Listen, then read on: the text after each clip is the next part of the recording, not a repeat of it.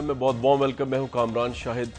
पाकिस्तान में बजट आ चुका है 2013 का और ये बजट जो है उससे क्लियरली चलता है पता कि पाकिस्तान पीपल्स पार्टी का जो खसारा था, जो पाकिस्तान पीपल्स पार्टी का जितना भी लास्ट 5 ईयर्स का जो लगिश था वो अब मौजूदा हुकूमत को उठाना पड़ रहा है। इसमें मुलाजमतों की तनख्वाहों से लेकर मुलाजमों की सरकारी मुलाजमों की तनख्वाहों से लेकर बिजली महंगी होने तक के इम्कान तमाम दिखाई दे रहे हैं।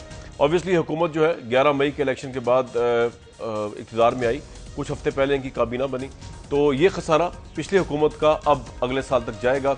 इस पर बात करने की कोशिश करेंगे। आज हमारे पास और बड़े मामलात हैं जिन पर डिस्कशन करेंगे। तवानाई का बहरान जो है उसमें हम वैसे तो बात करते रहते हैं, आपको ग्राउंड रियलिटी दिखाएंगे कि बिजली के बहरान ने बेसिकली जो है आम आदमी को, एक स्टूडेंट को, वहाँ आम खवातीन को किस तरह साइकोलॉजिकली, किस तरह फिजिकली पैरालाइज करके रखा हुआ है। ये आपको हम स्टोरीज भी आज के प्रोग्राम में दिखाएंगे। कराची भी लेके जाएंगे आपको। कराची में बहुत अहम डेवलपमेंट्स हैं जो किसी भी लिहाज से खुशकुन नहीं है। यौम सियाह MQM ने मनाया और उससे एक तकवीत मिल रही है, एक तासुर की, जो कि हम समझते हैं कि शायद गलती साबित हो कि PMLN की हुकूमत और MQM और पीपल्स पार्टी क्या इकट्ठे आपस चल सकेंगे या अंजाम जो है वो पिछला जैसा होगा जिसमें कभी गवर्नर राज लगे, कभी ऑपरेशंस हुए। इसके अलावा बड़ी अहम स्टोरी हमारे पास मौजूद है। वज़ीर आला सिंध के ये जो थानों पे छापे हैं रात को, इनकी अंदरूनी कहानी आपको सुनाएंगे इस प्रोग्राम में। लेकिन सबसे बढ़कर आज की जो टॉप स्टोरी हमारे लिए रहेगी वो यही रहेगी कि पाकिस्तान और हिंदुस्तान का जो है कल टाकरा हो रहा है। पाकिस्तान अगरचे चैंपियंस ट्रॉफी से बाहर हो चुका है, लेकिन लोग ये समझते हैं कि ये कल का मैच अगर पाकिस्तान इंडिया को हरा दिया, जो कि नामुमकिन में से नजर आता है परफॉर्मेंस के हिसाब से, प्लेयर्स की स्ट्रेंथ के हिसाब से, वीकनेसेस के प्रॉस कॉन्स के हवाले से, लेकिन फिर भी अगर कहीं लक चल गई और पाकिस्तान हिंदुस्तान को हरा दिया तो चैंपियंस ट्रॉफी में, जिसमें पाकिस्तान ये मिनी वर्ल्ड कप को कहा जाता है, बुरी तरह शिकस्त दो चार हो चुका है, टूर्नामेंट से बाहर हो चुका है। शायद वो शिकस्त जो है उसका थोड़ा सा अजाला हो सके, उस जिल्लत का थोड़ी सी कमी हो सके जो पाकिस्तान टीम ने बर्दाश्त की, हमने बर्दाश्त की पाकिस्तान के साथ। बात करेंगे पाकिस्तान इंडिया के कल के होने वाले मदर ऑफ ऑल मैचेस की। हमारे साथ लोग जो मौजूद हैं बड़े इंपॉर्टेंट हैं जिन्होंने पाकिस्तान टीम को सर्व किया अपने स्वेट एंड ब्लड से। हमारे साथ मौजूद है आमिर सुहेल साहब, किसी तारुफ के मोहताज नहीं है। हमारे साथ मौजूद सरफराज नवाज साहब, आप उनको भी जानते हैं, उनकी बॉलिंग भी देख चुके हैं, उनकी परफॉर्मेंस देख चुके हैं। आप दोनों हज़रात का बहुत शुक्रिया। आमिर सुहेल साहब, अगर आपसे मैं शुरू करूँ, अगरचे पाकिस्तान के पास कुछ भी नहीं है इस वक्त सेल आउट करने के लिए, आखिरी मैच है, टूर्नामेंट से पाकिस्तान बाहर हो चुका है, किस हद तक आप आमिर साहब समझते हैं कि ये पाकिस्तान इंडिया का जो मैच है इसमें पाकिस्तान का कोई चांस है जीतने का? देखिए, पाकिस्तान के लिए आपने सही कहा, सेल करने के लिए तो कुछ भी नहीं है, लेकिन बाय करने के लिए सारा कुछ है। एक तो इंटेग्रिटी वापस मिलेगी, जिस तरह आपने खुद कहा कि बुरी तरह शिकस्त हुई चैंपियंस ट्रॉफी में, जो एक्सपेक्ट किया जा रहा था वो नज़र नहीं आया। और इस मैच से अगर वो अच्छा परफॉर्म करते हैं, मैं ये नहीं कह रहा जीत जाते हैं, अच्छा परफॉर्म करते हैं तो थोड़ी सी प्राइड को सैल्वेज कर लेंगे। आमिर साहब, क्या पॉजिटिव पॉइंट्स हैं आप देखते हैं जो पाकिस्तान टीम के, मतलब इसको हम आज डिस्कस कर सकते हैं, बैटिंग साइड पे, बॉलिंग साइड पे पॉजिटिव स्ट्रेंथ क्या है पाकिस्तान की कल के मैच के लिए? देखिए, पॉजिटिव स्ट्रेंथ एक तो आपकी बॉलिंग, सारे कहते हैं बॉलिंग आपकी तगड़ी है, और दूसरा ये है कि जो बर्मिंघम की एजबेस्टन की पिच है वो उसके ऊपर मैचेस के बाद आपको वेयर एंड टेयर देखने में आ रहा है। जो पाकिस्तान ने लास्ट मैच खेला साउथ अफ्रीका के खिलाफ, वहाँ भी आपने देखा कि बाउंस जो था वेरिएबल था, गेंद ने ग्रिप करना शुरू किया, गेंद ने हल्का सा टर्न भी करना शुरू किया और दूसरी इनिंग्स में तो खासा टर्न किया। तो आई थिंक ये चीज़ें जो हैं वो पाकिस्तान के हक़ में जा सकती हैं, और ऐसी विकेटों के ऊपर पाकिस्तानी जो बैट्समैन हैं वो इंडिया जैसी बॉलिंग को मेरा ख्याल है झेलने की अहलियत रखते हैं। अच्छा, ये आप यानी बॉलिंग पाकिस्तान की स्ट्रेंथ है। सरफराज नवाज साहब, बर्मिंघम में आई थिंक गालिबन ये मैच हो रहा है कल। पहले तो मुझे बता दीजिए, आपने खुद बहुत क्रिकेट खेली है इंग्लैंड के अंदर। इंग्लैंड में जब अंग्रेज़ों के साथ मुकाबला होता है तो एक डिफरेंट किस्म का टसल होती है, अखबारों से लेके आगे तक आपने उसको फेस किया होगा। लेकिन बर्मिंघम जो है उसके बारे में ये बादी नज़र में ख्याल है कि यहाँ पाकिस्तानी क्राउड, पाकिस्तानी लोग ज़्यादा हैं, इंडियंस भी उतने ही हैं, या आपको लगता है पाकिस्तान को एटलीस्ट कल के मैच में इंडिया के खिलाफ बर्मिंघम में एडवांटेज होगा क्राउड का? देखें, क्राउड का तो पाकिस्तान को बहुत एडवांटेज होगा, क्योंकि 2/3 जो मेजॉरिटी है इंडो पाक की वहाँ मुसलमानों की है, और बड़ी तादाद में मुसलमान बड़े झंडे लेके पाकिस्तानी वहाँ ग्राउंड पे आते हैं अपनी टीम को इनकरेज करने के लिए। वहाँ इतने ज़्यादा इंडियन नहीं हैं जितने पाकिस्तानी आप कहें। लेकिन सबसे वाइटल जो इशू निकला हुआ है अब कि मौसम का वहाँ बड़ा इशू बन गया है कि कल बारिश भी है, मैच कब शुरू होगा, कितनी देर चलेगा, इस तरह की बातें भी शुरू हो गई हैं। लेकिन परफॉर्मेंस के ऊपर आता हूँ, परफॉर्मेंस आप देखें, यही पाकिस्तान की टीम जो इंडिया गई थी, और आप देखें कितनी ज़बरदस्त परफॉर्मेंस और आखिरी मैच यही लग रहा था कि पाकिस्तान ने जानबूझ को इंडिया को दिया, वरना 3-0 हो रहा था। उसके बाद यही टीम आप देखें अब ये वहाँ खेल रही है ओडीआई, और अब इनकी परफॉर्मेंस देख लें कि वो कहाँ सी और ये अब कहाँ है। अब मेरा ख्याल है कि टीम के अंदर सिंसियरिटी मुझे कम नज़र आई है। हर आदमी अपने लिए देख रहा है, फ्यूचर देख रहा है। इस वजह से जो सिलेक्शन ऑफ द टीम है वो भी आप देखें कोई ऐसी अच्छी सिलेक्शन नहीं। बैटिंग में तो आप देख लें कि कोई एक्स्ट्रा बैट्समैन ही नहीं लेके गया। अब आप ढूंढ रहे हैं कि जो आउट ऑफ फॉर्म बैट्समैन जैसे इमरान फरत है, शुएब मलिक, और इस तरह जो आपका विकेट कीपर है कामरान अकमल, इनकी रिप्लेसमेंट क्या है? आपने असद शफीक आपका फ्यूचर बैट्समैन उसको बाहर निकाल दिया और उसके बाद उमर अमीन को ले हैं। उसके अलावा अब आपके पास बैट्समैन ही नहीं, आप बॉलर इतने ज़्यादा ले गए हैं और बैलेंस बिल्कुल नहीं रखा। और दूसरी चीज़ मैं ये कहूँगा कि आप देखें 3 ओपनर लेके गए हैं, इमरान फरत, उसके साथ नासिर जमशेद और साथ आपके हफीज़ है। अब किस सूरत में हफीज़ नंबर 3 जा रहा है? अगर नंबर 3 इसने जाना था तो फिर आप 3 ओपनर अलग लेके जाते, जैसे शहजाद है, अहमद शहजाद। अच्छा मुझे एक बात बताइए, आप वजह फरमा रहे सरफराज साहब, एक बात बताइए, पाकिस्तान की 2-3 स्पोर्ट्स जो है जैसे कि हॉकी है और क्रिकेट है, वो तो हर वक्त हमेशा बड़ी जरखेज रही है प्लेयर्स के हवाले से। लेकिन आज जो टीम मेरे सामने है, अगर बैट्समैन की पहले बात कर लिए, शुएब मलिक जो है वर्ल्ड रैंकिंग में उनका नंबर 76 आता है, इमरान फरद ओपन करते हैं उनका नंबर 77वां आता है, कामरान अकमल जो है 79 नंबर पे वर्ल्ड रैंकिंग में। शुएब मलिक की परफॉर्मेंस ये है कि उन्होंने आखिरी दफा जब 43 रन बनाए थे तो वो आयरलैंड के खिलाफ थे 2009। मतलब ये पाकिस्तान में क्या बैट्समैन प्रोड्यूस होना, बॉलर्स प्रोड्यूस होना बंद हो गए, या आप समझते हैं कि ये टेक्निकल डिफॉल्ट है सिलेक्शन कमेटी का, बैट कैप्टनसी का, बैट सिलेक्शन का, या प्लेयर्स ही बनना बंद हो गए, पाकिस्तान में आना बंद हो गए, पैदा होने? देखें सिलेक्शन कमेटी में जब कैप्टन बैठेगा तो वो अपनी लाइकिंग लाएगा। इसने देखें लाट झगड़ के जो सुनने में आया है सिलेक्शन कमेटी से, ये शुएब मलिक को टीम में डाला है। हालांकि शुएब मलिक की टीम में जगह नहीं बनती, आपने भी खुद कह दिया कि 2009 से ओडीआई में इसकी 50 नहीं है, और उसकी एवरेज देखें 10 या 12 की है पिछले 25-30 मैचों में। उसमें मैं ये मजीद कह दूं कि ये पर्ची सिस्टम गलत है, दूसरे का सुसर है, वो सबको पता है। इलियास वो अपना जाके इन्फ्लुएंस करता है, टीम में लाता है। इससे पहले आप देखें जो टीम श्रीलंका गई, वहाँ एक चेयरमैन का फेवरेट था इमरान नज़ीर, बार बार फेल हुआ लेकिन वो खेलता रहा, इतना प्रेशर हुआ तो उसको बाहर निकालना पड़ा। अब ये जो 3 आदमियों का आपने भी नाम लिया है, इनको फारिग करना चाहिए या इनकी रिप्लेसमेंट अपना टीम में कोऑर्डिनेशन ढूंढना पड़ेगा। अब देखें ये जो शुएब मलिक है, इसको बड़ी कोशिश की मिसबा ने कि किसी तरह जस्टिफाई करवा लूं, उसको नंबर 4 भेज दिया। हालांकि नंबर 4 आपके पास दुनिया में, पाकिस्तान में मुश्ताक मोहम्मद, उसके बाद आपके पास ये मियां दाद, उसके बाद आपके पास इंतमाम, और ये नंबर 4 जाते रहे हैं। इस तरह का बैट्समैन ढूंढे, और इंतमाम ये मिसबा को खुद नंबर 4 जाना चाहिए था, ताकि ऊपर से ये जो डिजास्टर होता रोकता और नीचे दूसरे होते। इस तरह की जो हरकतें चलती रहेंगी तो क्या करेंगे? राइट। अब मैं ये सुजेस्ट करना चाहता हूँ कि ये जो हफीज और नासिर जमशेद ये अपनी ओरिजिनल जगह पे आए, और कामरान अकमल जो नीचे फेल होता है ऊपर जाके ये ओवर द टॉप खेलता है, शायद कामयाब हो जाए।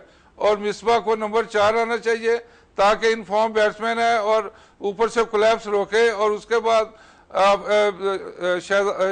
ठीक है सरफराज साहब, मैं आपको उमर अमीन होना चाहिए। ठीक है, ये आपने सजेशन दी है।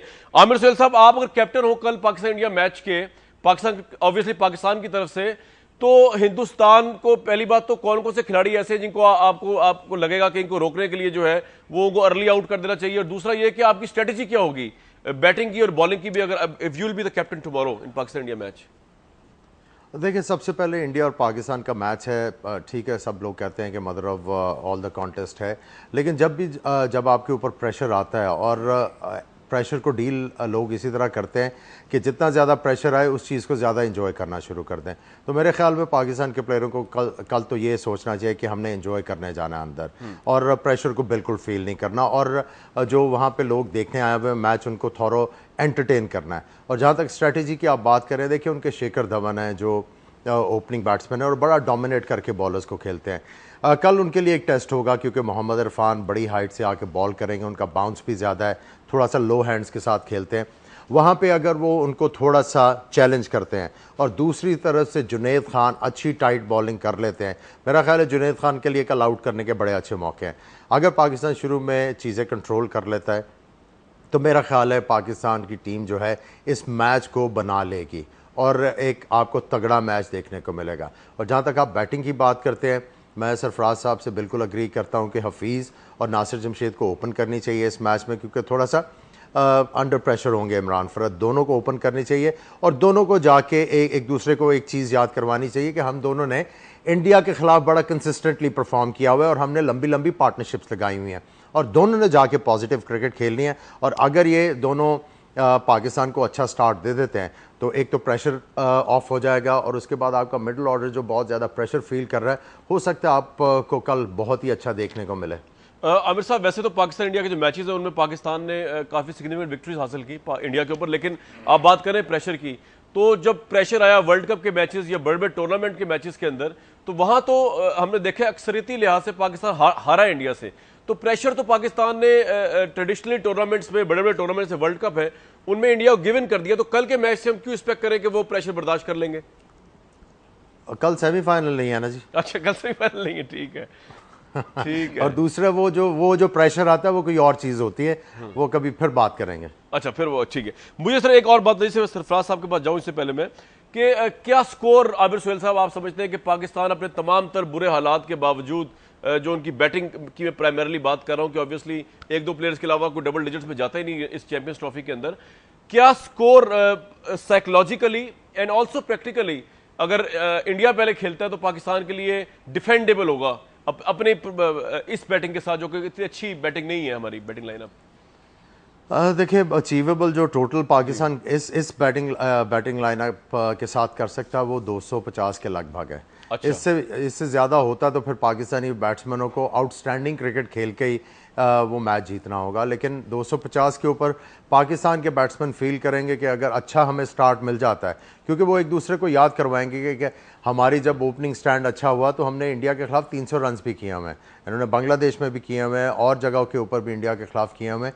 तो इस बर्मिंघम की जो पिच है वो आपने देखा कि पिछले मैचेस में काफ़ी ज़्यादा ड्राई थी और बल्ले के ऊपर काफ़ी अच्छा गेंद आ रहा था।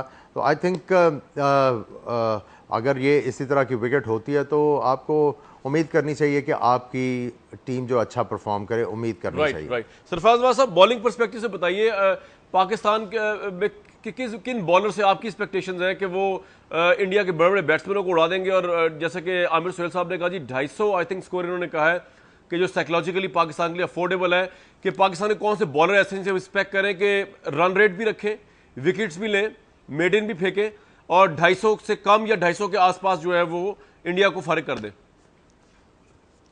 देखें, इंडिया पाकिस्तान की फास्ट बॉलिंग के सामने तो अंडर प्रेशर है और हमेशा से रहा है।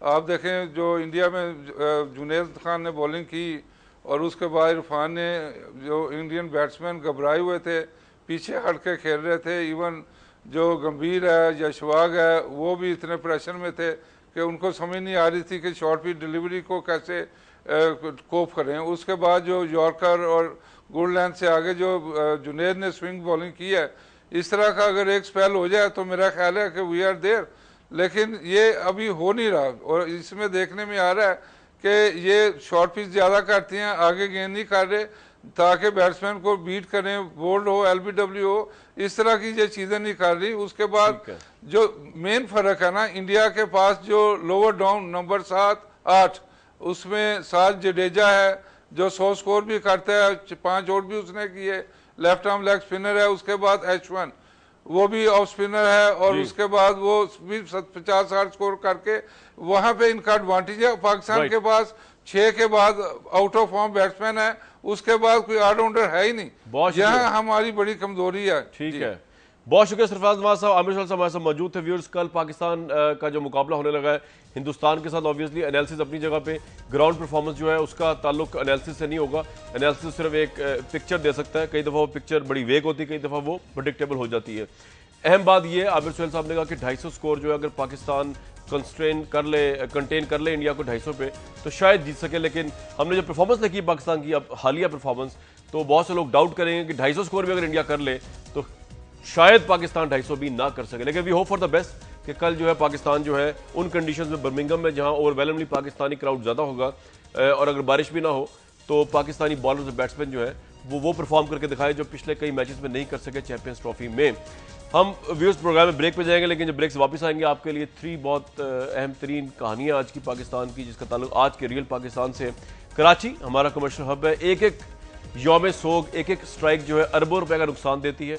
MQM ने आज यौम सोग बनाया, इस पर हम बात करेंगे। नून लीग और MQM जो है किस तरफ जा रही है, मुखालफत की तरफ जा रही है या मुसाहलत की तरफ जा रही है, ये बड़ी इंपॉर्टेंट बात है क्योंकि पूरे पाकिस्तान की इकॉनमी और मौजूदा हुकूमत की जो गवर्नेंस है उसका दारोमदार इस चीज़ पर वफाकी हुकूमत का। इसमें बात करेंगे। वज़ीर सिंध के जो छापे हैं आधी रातों को, उनकी आपको एक अंदरूनी कहानी सुनाएंगे, बड़ी इंटरेस्टिंग, आप भी सुनिएगा इसी प्रोग्राम में। और अंधेरों में डूबे पाकिस्तान का मुस्तकबिल सुनाएंगे हम असद अली की ज़ुबानी। आज के इस प्रोग्राम में वापस आते हैं एक ब्रेक के बाद।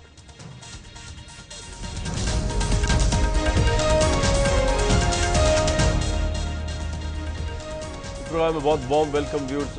हम आपको कराची लेके जाएंगे। कराची में आज यौम सोग का समाता हुआ MQM ने डिक्लेयर कर दिया। यौम सोग उनके कुछ कारकुनों की एक्स्ट्रा जुडिशल किलिंग के प्रोटेस्ट के तौर पे, जहाँ पे इम्तिहानात होने थे वहाँ इम्तिहानात नहीं हो सके, कॉलेज यूनिवर्सिटीज इफेक्ट हुई, इकॉनमी को करोड़ों रुपए का, गालबन अरबों रुपए का भी नुकसान हो चुका होगा आज की आज में। वफाकी हुकूमत जो मियां नवाज शरीफ साहब की हुकूमत है बराह रास्त इससे इफेक्ट करेगी अगर इस तरह की स्ट्राइक्स और इस तरह के मामला वहाँ चलते रहे। बात करेंगे ख्वाजा ज़ारुल हसन साहब से, MQM को रिप्रेजेंट कर रहे हैं, और निहाल हाशमी साहब से। ख्वाजा साहब, अफसोस तो है आपके कारकुनों की डेथ हुई एक्स्ट्रा जुडिशल किलिंग में, लेकिन ये यौम सोग जो है ये करोड़ों अरबों रुपए का नुकसान पहुंचा रहा है पाकिस्तान की मईशत को, और मरकजी हुकूमत को क्या मैसेज दिया आपने इस यौम सोग के जरिए? देखिए जी, हम तो एक बात आपको बड़ा कैटेगोरिकली कह दें, ये मैसेज ना किसी मरकज़ी हुकूमत के लिए था, ना ये मैसेज किसी मखसूस कानून नाफिज करने वाले इदारों या न किसी कौमियत के लिए था, न किसी पार्टी के लिए था। ये तो मैसेज है हमारे दुख का, हमारे कर्ब का। और वो मैसेज ये आज नहीं है, ये मैसेज पहले भी हमने इसी तरह से अटेस्ट किया और हमने एड्रेस किया। हमने कानूनी आइनी पटिशनें दाखिल की, हमने अपनी FIR दर्ज कराई, और हमने इस बात पर मीडिया के सामने गुजारिश की और वफाकी और सूबाई हुकूमत से गुजारिश की, निगरां हुकूमत जब से ये सिलसिला जारी था, कि इंसान को हज़ारों लोगों के सामने कानून नाफिज करने वाले इदारे गिरफ़्तार करके जाते हैं, लोग उसका एहतराम करते हैं, अपनी पुलिस, अपने लॉ इन्फोर्समेंट एजेंसीज़ को लोग रिस्पेक्ट की नज़र से देखते हैं। वो जाता है और 10 दिन बाद, 15 दिन बाद उसकी लाश कहीं से बरामद हो जाती है। ये जो सिलसिला जो बलूचिस्तान के अंदर था, जिससे बलूचिस्तान के अंदर जो मैसेज पूरी दुनिया में गया है, उससे आप बखूबी वाकिफ़ हैं जी। बलूचिस्तान के अंदर जो बेगानगी का मैसेज है, उससे पाकिस्तान का एक एक बच्चा वाकिफ़ है, एक मीडिया एंकर वाकिफ़ है। वो सिलसिला कराची में अगर शुरू हो तो हम अपने तमाम आइनी कानूनी प्रोटेस्ट शिकायत करने के बाद हमारे पास हल ये बचता है कि जिस घर में चूल्हा ना जले, जिस घर में जो है ना वो खुशियाँ ना हो, जिस घर में वैसे ही भूख और इफलास हो गई हो और ऐसे सैकड़ों घरों के अंदर रोज़ाना मातम हो रहा हो, तो मुर्दे क्योंकि खाना नहीं खा सकते, मुर्दे खुशियाँ नहीं मना सकते, तो हम तमाम जिंदा लोग भी जो है वो उस मैयतों के अंदर नौहा कना होकर ठीक है के अंदर। अच्छा ख्वाजा साहब, एक सवाल का जवाब दें। मुझे ये बताइए कि ये आपका मुतालबा जो है, जो आपके लोगों के साथ आप कह रहे उठाए जा रहे हैं, बलूचिस्तान वाली सूरत हाल पैदा की जा रही है, ये मुतालबा आपका पीपल्स पार्टी की हुकूमत से है, ये मुतालबा आपका नवाज शरीफ साहब की हुकूमत से, मुतालबा आपका है किससे? बेसिकली किससे मुतालबा कर रहे हैं आप?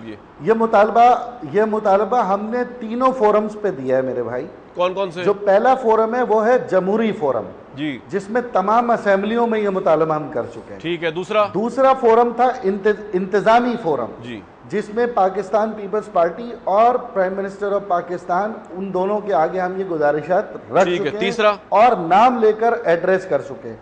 और तीसरा फोरम है जनाब सुप्रीम कोर्ट ऑफ पाकिस्तान, ठीक है, जहां पर हम बाकायदा आईनी कानूनी पिटीशन है। क्विकली मैंने फिर जाना आगे जी। मुझे एक बात बताइए कि आपको तो कोई कंसर्न नहीं ना, क्योंकि आपका माजी जो है नून लीग के साथ जो है वो कुछ ज्यादा कंफर्टेबल नहीं रहा, ऑपरेशंस, गवर्नर राज एटसेट्रा। अब ये सरजील इनाम मेमन साहब ने कुछ दिन पहले कह दिया, मुमताज़ भुट्टो साहब जो मिले मियाँ साहब से, कि गवर्नर राज जो है वो अगर आया तो हम रजिस्ट करेंगे। आपको तो कोई ऐसा कंसर्न ही ना है कि कोई गवर्नर राज लगने जा रहा है, इतने हालात ख़राब हो गए में कराची के?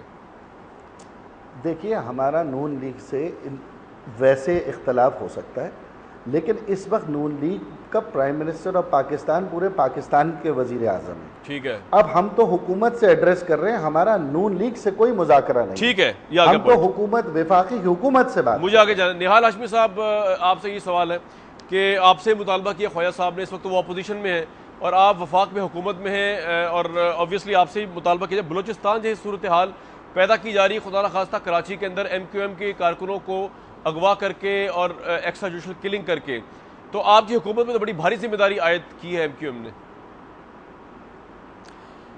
बिस्मिल्लाहिर्रहमानिर्रहीम। कामरान भाई, मैं बड़ा कंसर्न है मुझे ज़ाती तौर पे भी और मेरी पार्टी को भी और मेरी हुकूमत को भी, क्योंकि हम समझते हैं ये हुकूमत पाकिस्तान के लोगों की हुकूमत है, ये पार्टी पाकिस्तान के लोगों की। और बहैसियत मुसलमान हम जानते हैं कि एक इंसान का कत्ल पूरी इंसानियत का कत्ल है, और कोई भी पाकिस्तानी जो आइन कानून पे ईमान रखता हो और जो जमहूरी प्रोसेस में हो, वो कैसे किसी इंसान के कत्ल पे परेशान ना हो, कैसे वो नादिम ना हो।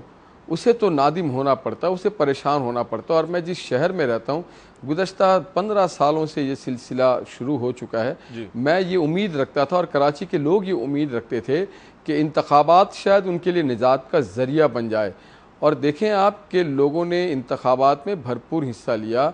और ये बुनियादी तौर पे जो ज़िम्मेदारी होती है, वो ज़िम्मेदारी है सूबाई असम्बली की, लॉ एंड ऑर्डर उनके पास होता है।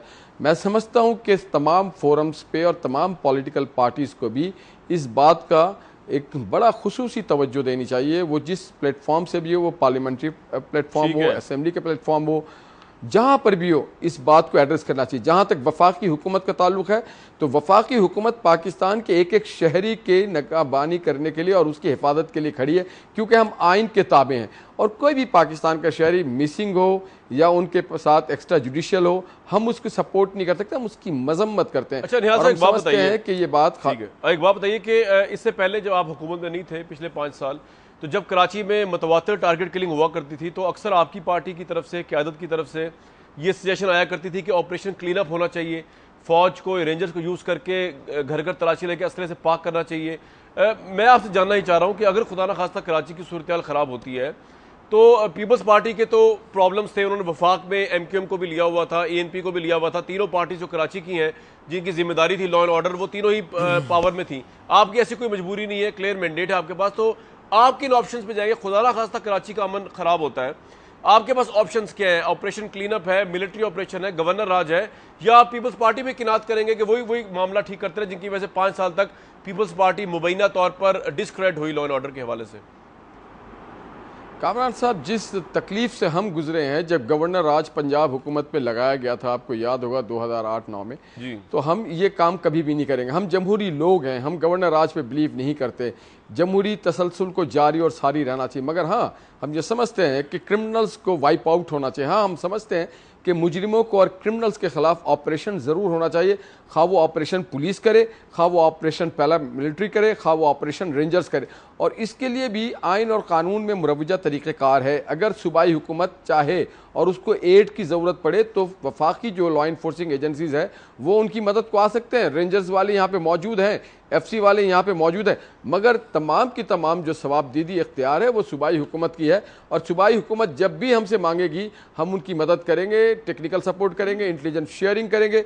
हम सूबे की हुकूमत को, सूबे की पार्लियामेंट को, सूबे की असम्बली को मजबूत करना चाहते हैं, हम सूबे के सियासी निज़ाम को मजबूत करना चाहते हैं, हम सूबे को भी आगे लेके जाना चाहते हैं। मगर हम क्रिमिनल को भी एक बात बड़ा क्लियर बताना चाहते हैं, हमने माजी में भी अगर किया ऑपरेशन, हम किसी तंजीम के खिलाफ नहीं, मैं ये बात आपको बताना चाहता हूँ, माजी में भी हमने किसी तंजीम के खिलाफ ऑपरेशन नहीं किया। हमने क्रिमिनल्स के खिलाफ कल भी किया था, आज भी किया, और कोई भी ऑपरेशन करेगा कराची के अमन की बहाली के लिए, कारोबार को बेहतरी देने के लिए, लॉ एंड ऑर्डर सिचुएशन को बेहतर करने के लिए, भत्ताखोरी के खात्मे के लिए, एक्सटॉर्शन के खात्मे के लिए, ऑपरेशन की नोयत क्या होगी? पैरा मिलिट्री, फौज, रेंजर्स, तीनों ऑप्शंस है। ये तो फैसला करेगी सूबाई हुकूमत, ठीक है, क्योंकि बुनियादी जो जिम्मेदारी है वो सूबाई हुकूमत की है। ख्वाजा साहब, आपको कोई इतराज तो नहीं होगा? सूबाई असेंबली करारदाद पास करे, मैं सवाल पुट कर मुकम्मल मैंडेट दे। ख्वाजा साहब, सवाल आपसे मैं पुट करने लगा हूँ, माजी में ऑपरेशन हुआ और बकौल आपकी पार्टी के आप लोग विक्टिम्स रहे, तो अब अगर ऐसा कोई ऑपरेशन होता है सूबाई हुकूमत की मर्जी से, ऑब्वियसली अगर होता है क्रिमिनल्स के खिलाफ भत्ताखोर, आपको कोई इतराज तो नहीं होगा ना, या आपको इतराज होगा? मुझे थोड़ा टाइम दीजिएगा। माजी का ऑपरेशन तो इंतहाई शर्मनाक और ढोंग और ड्रामा था, और ये अखबारात में था कि 72 मछलियों के ख़िलाफ़ एक ऑपरेशन करने की प्रेस कॉन्फ्रेंस की गई थी, और उस तमाम साजिश के जो ताने बाने बुनने वाले थे उनमें से कुछ अल्लाह को प्यारे हो गए और कुछ ने माफ़ी मांग ली, और ये ऑन रिकॉर्ड है। इस पर हमारा तो 17 साल बाद सवाल मौजूद है सुप्रीम कोर्ट की 1994 की पिटीशन, जो शायद चीफ जस्टिस साहब को कभी टाइम मिलेगा तो ज़रूर सुनेंगे, जिसमें 28 अफराद लापता हैं, और वो लापता अफराद का सिलसिला जो जख्म है वो हमारा दोबारा हरा हो गया। अब आइंदा निहाल हाशमी साहब क्योंकि कराची से ताल्लुक़ रखते हैं, निहाल हाशमी साहब को कराची की डायनामिक्स का पता है।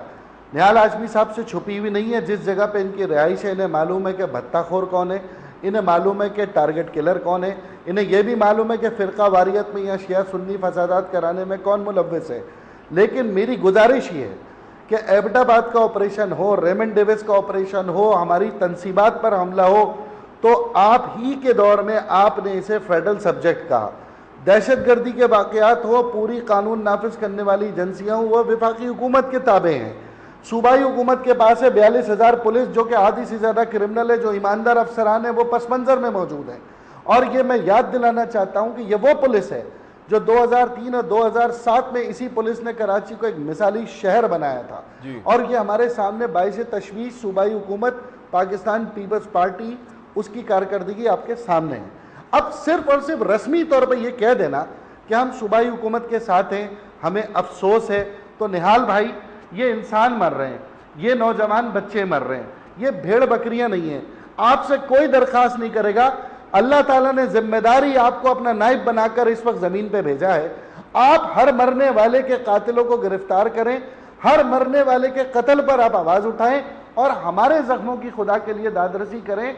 हमने परसों कराची चैम्बर समेत तमाम बिजनेस कम्युनिटी को बुलाया, हमने उनसे भी ये सवाल किया, उन सब की तशवीश ये थी कि कराची में ना भत्ता रुक रहा है, ना टारगेट किलिंग रुक रही है, और अब ये तीसरा फिनोमेना मिसिंग पर्सन का शुरू हो गया है कि लोग जा रहे हैं और उनकी लाशें बरामद। मुझे सवाल पुट कर, निहाल साहब एक तो मुझे बताइए, शिकवा आपसे ये, आपसे क्या सारे पॉलिटिशियन से उन्होंने, वो ख्वाजा साहब ये कह रहे हैं कि आपके इलाके में भत्ताखोर मौजूद है, तो आप तो लीडर हैं, आपको क्या खौफ है? निहाल साहब आप नाम लेके बताइए, भत्ताखोर कौन है? पार्टी की पैट्रोनेज है या जाती तौर पे भत्ते ले रहे हैं? वो कौन है उनके खिलाफ आपकी? और दूसरा, उन्होंने आपको आज़ाद कर दिया सूबाई मुशावरत से, वो कह रहे हैं फेडरल सब्जेक्ट समझ के आप जो ऑपरेशन करना है आप करें, लेकिन उनके लोगों को बचाएं, रिलीफ दें, तो करें ऑपरेशन। एमक्यूएम इतनी बड़ी पार्टी है कराची की, आपको वो कॉन्फिडेंस दे रही है? नहीं, किसी भी सियासी पार्टी के खिलाफ ऑपरेशन करना इंतहाई अहमकाना सोच होती है। देखिए, बात यह है कि ये सबको मालूम है कि लियारी में क्या हो रहा है, लांडी में क्या हो रहा है, सोराब गोट में क्या हो रहा है, माज गोट में क्या हो रहा है, औरंगी में और कटी पहाड़ियों में क्या हो रहा है। बहुत सारे लोग इसको पैट्रोनाइज करते हैं, बहुत सारे इस तरह के मामलात हैं, लोग हलफ लेते ही ऐसे लोगों के पास पहुंच जाते हैं। मैं ये समझता हूं कि जो बात इन्होंने की हम सबको मालूम होता है, मगर ये भी हमें याद रखना चाहिए कि सुप्रीम कोर्ट ने जो 100 मोटो एक्शन लिया, उसमें जो रेफरेंस दायर की गई, जो रिपोर्ट्स आए, जो उन्होंने अपने ऑर्डर्स में लिखवाया, उसमें ये उन्होंने निशानदेही कर दी है कि किन किन इलाकों में कौन कौन लोग और किन किन पॉलिटिकल, लेकिन निहाल साहब ऑपरेशन तो आपने करना ना, वो फेडरल गवर्नमेंट के तौर पे आपकी जिम्मेदारी आ गई ना पीस की, वो ये कह रहे हैं ख्वाजा साहब। हमने ऑपरेशन करना है महंगाई के खिलाफ, तरक्की के खिलाफ, करप्शन के खिलाफ, हमने ऑपरेशन करना है लोगों की खुशहाली लाने के लिए, नेपोटिज्म के खिलाफ। हम ये समझते हैं कि सूबाई मामला है और एक बहुत अच्छी, देखिए बहुत हम जरूर करेंगे दहशतगर्दी के खिलाफ जहां भी होगा, मगर हम ये समझते हैं कि ये सूबाई मामला है। सूबाई 18वीं तरमीम के बाद और 20वीं तरमीम के बाद हम नहीं चाहते। अच्छा, मुझे दो मुख्तसर सवाल एक आपसे ख्वाजा साहब से। निहाल साहब आपका पॉइंट आ गया, ये आपका पॉइंट आ गया सूबाई, ठीक है। मुझे इस सवाल का जवाब दीजिए, एमक्यूएम ने बादिउल नजर में, मुझे नहीं पता दिल में क्या है दिल में क्या नहीं, लेकिन अपेरेंटली जो है वो बड़ा गुडविल जेस्चर दिया और प्राइम मिनिस्टर नवाज शरीफ साहब को जो है वो कॉन्फिडेंस का वोट दिया। लोग एक्सपेक्ट कर रहे थे कि अल्ताफ हुसैन साहब को शायद फोन जाएगा शुक्रिया का, तो टेंशन है अभी एमक्यूएम और आप लोगों के दरमियान, अभी तक फोन गया नहीं उनकी क़यादत के पास। देखिए, फ़ोन की बात नहीं, मियाँ साहब ने बरमला इस बात का इदराक किया और उन्होंने सेनेटर बाबर गौरी के तवस्सुस से MQM की क़यादत को ये बात शुक्रिया का और तहनीती पैगाम पहुंचा दी। मैं ये समझता हूं कि शोक जो है ना वो सिर्फ मसले का हल नहीं है। इस शोक के चक्कर में बहुत सारे लोगों के पास उनके घरों पे, कारोबार पे, इदारों पे, तालीमी इदारों में बहुत ज्यादा शोक हो जाता है। मैं समझता हूं कि हमें कोई प्रैक्टिकल काम करना चाहिए जिससे हम इस तरह के इलीगल चीज को रोक सकें। ख्वाजा साहब, बस जाते जाते आपसे एक सवाल का जवाब भी चाहिए था कि ऑपोजिशन से गवर्नमेंट के बेंचेस में आप जा रहे हैं सूबा सिंध में, अभी फैसला नहीं हुआ? नहीं जनाब, इस किस्म की कोई, बहरहाल उन्होंने एक ऑफ़र की है, ठीक है, और उन्होंने हमें पेशकश ज़रूर की है, लेकिन मैं कामरान शाहिद भाई आपके तवस्सुस से पूरे पाकिस्तान को ये कहना चाहता हूँ, जनाब, हुकूमत में जाना और जाकर हुकूमत का एक्सेस बैगेज कैरी करना हमारी ख्वाहिश कभी नहीं है। हमें तो लॉ एंड ऑर्डर ठीक चाहिए, हमारे हुकूमत के बाहर होते हुए ठीक हो जाए, 100 बिस्मिल्लाह। हमारे हुकूमत में आने के बाद ठीक होता है तो हमें बता दें। बहुत शुक्रिया, बहुत इंपॉर्टेंट बात की दोनों हजरात ने। उन्होंने ये कह दिया MQM की तरफ से ख्वाजा इज़हारुल हसन साहब ने कि सूबाई मैटर ना समझे, फेडरल हुकूमत अपनी जिम्मेदारी लेते हुए ऑपरेशन करे। कराची अमन लेके आए और निहाल हाशमी साहब जो है वो ये कह रहे हैं कि ऑपरेशन तो होगा लेकिन सूबाई हुकूमत की मुशावरत के साथ। व्यूअर्स, प्रोग्राम में ब्रेक पे जाएंगे, जब ब्रेक से वापस आएंगे तो आपको दो इंपॉर्टेंट तरीन खबरें शेयर करेंगे। एक तो वज़ीर आला सिंध जो है आजकल आधी रात को छापे मार रहे हैं, एफिशिएंसी को उनकी सैल्यूट करना चाहिए, लेकिन उन छापों के बीच में जो शफायत का एलिमेंट है पुलिस डिपार्टमेंट के हवाले से, उसके अंदर की कहानी आपको सुनाएंगे आज इस प्रोग्राम में। और तालीम में डूबा, तालीम का जो मुस्तकबिल पाकिस्तान का वो अंधेरों में डूबा हुआ है, उसका मुस्तकबिल आपको पाकिस्तानी तालिब इल्म असद की ज़बानी स्टोरी सुनाएंगे। वापस आते हैं इस प्रोग्राम में ब्रेक के बाद।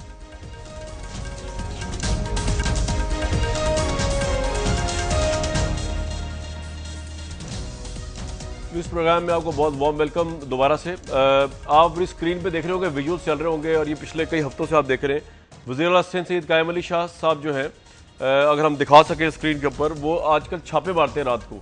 जिस तरह हज़रत उमर फारूक रज़ी अल्लाह तआला जो थे अपने ज़माने में रात को जो है वो देखा करते लॉ एंड ऑर्डर सिचुएशन, तो शायद उनसे इंस्पिरेशन लेके सैयद कायम अली शाह साहब ने जो है वो छापे मारने शुरू किए ताकि सूबे के अंदर, कराची के अंदर, पूरे सूबे सिंध के अंदर जो है वो लाकानूनियत, जिसकी वजह से पिछले 5 साल जो है वो मुबैना तौर पर पीपल्स पार्टी की हुकूमत डिस्क्रेडिट होती रही अपने ही गढ़ सिंध के अंदर, उससे छुटकारा पाया जाए आपकी दफ़ा। ये आप देख रहे हैं छापे मारते हुए सीनियर थानों में जाके वो चेक करते हैं, रिपोर्ट्स चेक करते हैं, फाइलें चेक करते हैं, कौन से लोग ड्यूटी पे, कौन से लोग ड्यूटी पे नहीं है, उनको चेक करते हैं।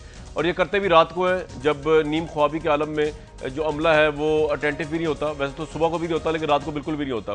बड़ा अच्छा कदम है, लेकिन हम आपको एक ऐसी स्टोरी सुना रहे हैं जिससे आपको अंदाज़ा होगा कि अगर ये स्टोरी बिल्कुल ठीक है और साबित हो जाए तो वज़ीर आला सिंध जो है उनकी शफाफियत, उनकी ट्रांसपेरेंसी का क्या पर्सपेक्टिव और क्या विजन है। कि हमारे सामने एक स्टोरी ये कि DIG सखर जो है सुल्तान ख्वाजा साहब को वज़ीर आला सिंध ने मुबैना तौर पर इसलिए अपने ओहदे से अलग कर दिया कि उन्होंने सूबे की एक अहम तरीन शख्सियत के एक अहम तरीन भाई को जेल से फरार करने वाले, अदालत से फरार करने वाले पुलिस मुलजमान की गिरफ्तारी का हुक्म दिया। तो अगर ये स्टोरी सच्ची साबित हो जाए तो वज़ीर आला सिंध के लिए लम्हा फ़िक्रिया है और आई थिंक प्राइम मिनिस्टर को भी उसे जवाब तलबी फिर कर लेनी चाहिए। स्टोरी क्या है वो नन अदर देन हमारे जो ब्यूरो चीफ हैं कराची के, वो बताएंगे, रेहान हाशमी साहब, उनसे जानने को। रेहान साहब, ये स्टोरी तो बड़ी अजीब व गरीब सी है, बड़ी अलार्मिंग है कि वज़ीर आला सिंध ने जो है मुबैना तौर पर DIG सखर सुल्तान ख्वाजा को अपनी परफॉर्मेंस अदा करने के, अपने फ़राइज़ अंजाम अदा करने के पादाश में फारिग कर दिया। स्टोरी क्या है, लोगों को ज़रा बताइए। ठीक है, बिल्कुल कामरान शाह साहब, बिल्कुल आपने सही कहा कि वज़ीर आला रातों को जा रहे हैं। स्टोरी है कि जब इंतखाबात हो रहे थे तो साबिक सूबाई वज़ीर दाखिला है मंजूर वसा के जो भाई हैं नवाब वसान, वो कौमी असम्बली के रुकन है आजकल। आज उन्हें अदालत ने इश्तहारी करार दिया है। उनकी कॉन्स्टिट्यूंसी में झगड़ा हुआ उनका मुखालिफ ग्रुप से, वहाँ जाके फायरिंग हुई। वहाँ फायरिंग के बाद 2 अफराद इसमें मारे गए, 2 शदीद ज़ख्मी हैं, अभी तक हॉस्पिटल में एडमिट हैं क्रिटिकल कंडीशन में। उसके बाद जब DIG सखर को पता चला, उन्होंने इसकी इंक्वायरी की। बाकायदा इंक्वायरी के बाद मुकदमा दर्ज किया नवाब वसा के खिलाफ, जिस पर यह कहानी शुरू हुई और जाते जाते यहाँ तक पहुंची कि रातों रात DIG बेसिकली MNA है पीपल्स पार्टी के। जी, पीपल्स पार्टी के रुकन कौमी असेंबली हैं, हालिया इंतखाबात में कामयाब हुए हैं। मंजूर वसा के जी सगे भाई हैं वो। उसके बाद इनकी ये जो मामला शुरू हुआ, नाराज़गी शुरू हुई पुलिस अफसरान से, वज़ीर आला सिंध की और दीगर पीपल्स पार्टी के लोगों की। उसके बाद ये मामला FIR हुआ, FIR के बाद ये मामला जब पहुंचा अदालत तक, तो जिस दिन अदालत में नवाब वरसा को पेश होना था, पेश होने के बाद उनको अपनी ज़मानत करानी थी, तो अदालत ने उनकी ज़मानत मनसूख कर दी। ज़मानत कबल गिरफ्तारी थी, उन्होंने कैंसिल कर दी। इसी दौरान नवाब वरसान जो अदालत से भागे, तो 3 इंस्पेक्टर्स की ड्यूटी लगाई थी, जो DIG सक्खर हैं, जो सुल्तान ख्वाजा जिनके बारे में कहा जाता है वो ईमानदार अफसर हैं, और ये मशहूर है कि वो किसी भी नाजायज़ चीज़ का, किसी भी ऐसे काम नहीं करते जो कानून के मुताबिक ना हो। जब वो पुलिस वाले जब उन्होंने पकड़ा नहीं, तो जो सक्खर DIG सक्खर के कामत पर कानून के मुताबिक उन तीनों पुलिस एहलकारों को गिरफ्तार कर लिया गया। इसके बाद ये मामला मज़ीद बढ़ा। उसके बाद DIG सक्खर की सरनदिश की गई वज़ीर आला सिंध की जानिब से। हमारे जो सोर्सेज हैं वो कहते हैं कि इस हद तक की गई कि मंजूर वरसा कराची पहुँच गए उनका ट्रांसफ़र को कराने के लिए, और बैठ गए वज़ीर आला हाउस आके। उनका कहना था कि जब तक DIG सक्खर जिन्होंने ये कानूनी कार्रवाई की है उनको नहीं हटाया जाएगा, मैं नहीं जाऊँगा। उसके बाद बाकायदा जो हमारे ज़राए कहते हैं, वज़ीर आला सिंध ने नाराज़गी का शदीद बरहमी का इजहार किया और अहकामात जारी किए। रात के तकरीबन रात और गए DIG सक्खर सुल्तान ख्वाजा को अलग कर दिया गया अपने ओहदे से, उनको ओहदे से हटा दिया, और कहा जाता है कि वो हमेशा ही उनके साथ ऐसा हुआ है। सुप्रीम कोर्ट उनके बारे में कह चुकी है कि सिंध पुलिस में मिसाल है कि सुल्तान ख्वाजा जैसे अफसरान मजीद होने चाहिए। एक और अफसर थे शाहिद याद, उनके बारे में कहा, बहुत से अफसरान ऐसे, लेकिन सुल्तान ख्वाजा एक ईमानदार अफसरान का शुमार होता है। अब वो उनको ओहदे से हटा दिया गया है, वो अब SNGD रिपोर्ट कर रहे हैं। आज भी अदालत ने, अगर ये वाक़या झूठा होता है तो अदालत ने आज नवाब वरसान को इश्तहारी करार दिया है। अब गुड गवर्नेंस की बात की जा रही थी, पीपल्स पार्टी का कहना था कि मंजूर वरसा ने ख्वाब भी देखा था कि बेनज़ीर साहिबा ने कहा है उनके ख्वाब में आके कि गुड गवर्नेंस अच्छी की जाए तो पीपल्स पार्टी को फ़ायदा होगा, लेकिन वो उनका ख्वाब था या हकीकत थी, ये खुद ही बताएंगे। जो ये वाक़या हुआ है, आप अंदाज़ा कर सकते हैं कि पुलिस में सियासत का कितना असर, बहुत शुक्रिया, जिंदा मिसाल है। आजमी साहब बहुत शुक्रिया। पोलिटिसाइजेशन ऑफ पुलिस इन कराची इन सिंध, इसकी वर्स्ट मिसाल है आपने जो आज बताई। और अगर ये वाक़या उसी तरह है, जो कि ऑब्वियसली अदालत में शायद जाना चाहिए सुल्तान ख्वाजा साहब को, तो वज़ीर आला सिंध साहब जो रातों को छापे मार के पुलिस को ठीक करते फिर रहे हैं, उनकी नाक के नीचे वो खुद जो ऑर्डर कर रहे हैं वो ला कानूनियत में मबनी है मुबैना तौर पर। अगर उन्होंने ऐसा किया है और इस पर उनसे जवाब तलबी होनी चाहिए, वज़ीर आला सिंध से भी जवाब तलबी होनी चाहिए, और आई थिंक सुप्रीम कोर्ट इस पर जवाब तलबी करे, उसको नोटिस ले। ये हमारा मुतालबा इस प्रोग्राम के प्लेटफॉर्म से, क्योंकि फर्स्ट क्लास ऑफिसर्स पाकिस्तान में बहुत कम रह गए। इस प्रोग्राम में बस आखिर पे मैं पहुंच गया। हम बात करते हैं बहुत ज़्यादा लोड शेडिंग की, एनालिस्ट को बुला के हम फिगर्स की बात करते हैं, क्वांटिफिकेशन करते हैं, लेकिन असल ग्राउंड पे क्या होता है हम आपको आज वो दिखाते हैं। एक छोटी सी झलक है पाकिस्तान के लाहौर में बसने वाले एक तालिब इल्म की। साइकोलॉजिकली आपके एग्जाम्स में, आपकी पढ़ाई में पाकिस्तान जो अंधेरों में डूबा हुआ है, आपका तालीमी मुस्तकबिल, आपका स्टूडेंट जो है वो कितना अपने आप को लाचार, बेबस और कितना कमज़ोर पा रहा है, इसकी एक मिसाल आज की स्पेशल रिपोर्ट में।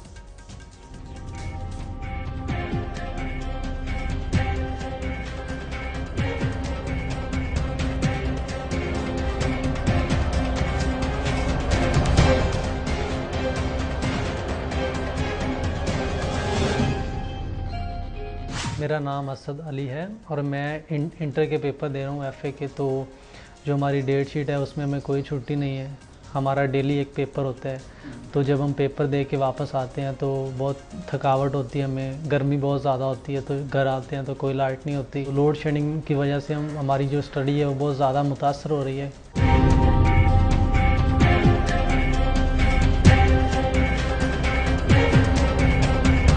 बहुत ही मुश्किल और तकलीफ़ दह सूरत हाल है। और बच्चे जो हैं, पहली बात तो ये कि जब कॉलेज से वापस आते हैं तो बेहद निढाल हुए होते हैं। घर में आएँ तो ठंडा पानी नहीं होता क्योंकि फ्रिज बार बार बंद हो रहा होता है।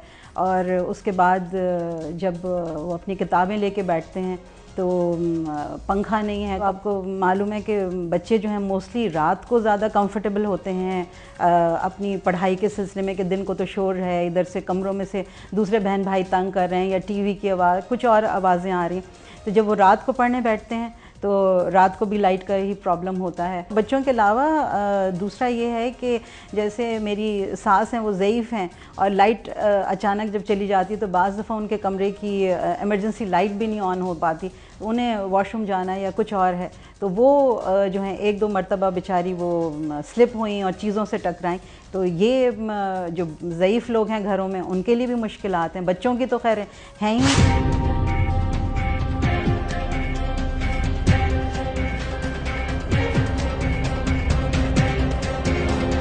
जब हमारा रिज़ल्ट आएगा तो इसका बिल्कुल अमल दखल होगा, क्योंकि अगर हम प्रॉपर स्टडी नहीं करते, अपनी पेपर्स की तैयारी नहीं करते, तो हमारे नंबर ठीक